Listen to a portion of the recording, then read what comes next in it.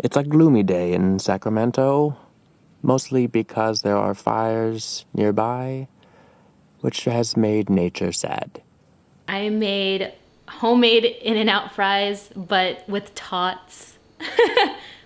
I grilled onions, put some cheese up in there, baked some tots, and unfortunately, no, not yet. Unfortunately, I didn't have the secret animal sauce, so I'm using this instead. Should be good though.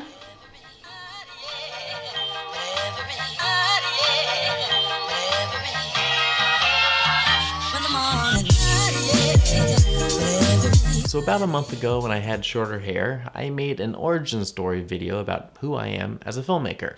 I changed my mind and decided to not use the video in the way I wanted, but I've realized from doing this vlog that a lot of what I say in there is really useful to show who I am. So I think today is a good day to show a lot of that. I'm a self-taught writer and director, living here in my hometown of Sacramento, California, and I'm pursuing my dreams of making it in the industry. Also, this is my dog Aang. He's Aang because he's the last airbender, as you can see from his forehead. Airbending! I knew I wanted to be a filmmaker when I was 16, learning that all those notebooks I had been writing in with a bunch of random stories were for a greater purpose. I would make movies that meant something to me, that had substance, style, and a whole lot of purpose to the world. When I wasn't making videos, I was watching movies. A lot of them. I wanted to learn from the people who were doing what I wanted to do, and learning from those people through the commentaries and special features was mesmerizing. Eventually, I would move to LA to work as a production assistant, boom operator, or pretty much any other job that would give me experience in this crazy industry. I made my first short film, Relish, then created a web series called Galen. Then I went ham and made a bunch of other shorts, and then I was like, make more, and made Unfiltered.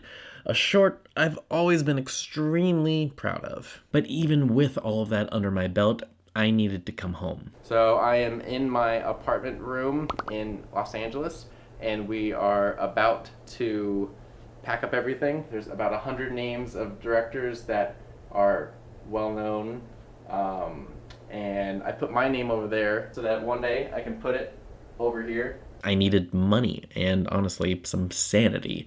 It's tough living in LA without a very strong support system of friends and family, and I knew I would have that back home in Sacramento. And then I talked about my production company, which I talked about 2 days ago in episode 1.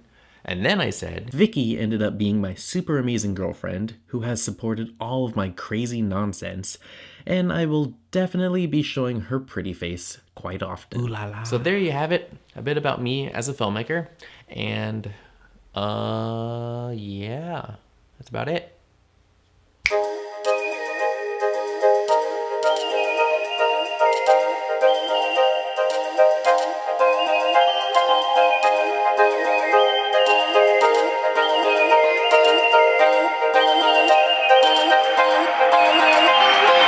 Today, I want to talk about vomit drafts, especially because it has to do with what I was writing earlier today. Vomit drafts are exactly what they sound like.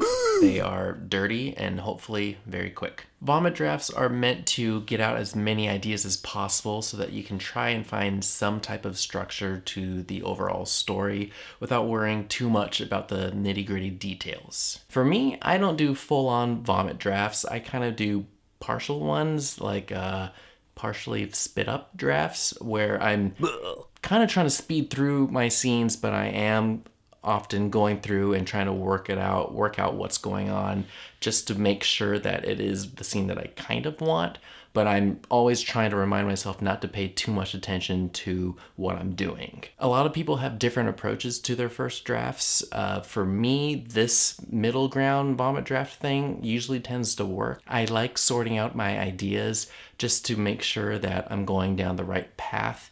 And I do sometimes like to take that break to really sit on one scene and focus on maybe some dialogue or way more character backstory if I feel like it's really important to focus on. Today, that's exactly what I was doing. I was flying through maybe 3 or 4 different scenes and just really going through without too much worry. And the cool thing is, when I was doing that, everything just seemed to flow really, really well. I got a lot of good progress the whole day, and so I'm super happy about that. Woo! One important thing I try to remind myself when I'm doing these drafts is that what you write isn't final, which sounds weird and silly to say, but it's actually really true. Sometimes I feel like if I'm spending so much time on a scene, that is the scene, but it's obviously not true. In my opinion, the best writers are the ones that can vomit out lots and lots of scenes and then go back and without hesitation say yes and no to whatever scenes that they ended up needing to pick. Good writers don't stay attached to their work. They just know what works and what doesn't work. When I first started writing scripts, I got attached to everything I wrote, and it was really, really hard to destroy a scene or to kill off characters or to kind of look back on things that I spent a lot of time on and finally decide that doesn't work. But after years of writing script after script and years of listening to other people that were more experienced than me, I was able to realize how important it is to rewrite and how important it is to take yourself out of what you're writing and look at it in a third person point of view and decide, is this good or not, and not be emotional about anything. So to summarize, good writers vomit really, really fast and really, really well, and then they clean it up really, really fast and really, really well. That's about it. Hey guys, so yeah, thanks for checking out Jeff's condensed version of his origin story. You know, he has a lot more that I'm so tired. He's got a lot more that he wants to share with you about his life as a filmmaker.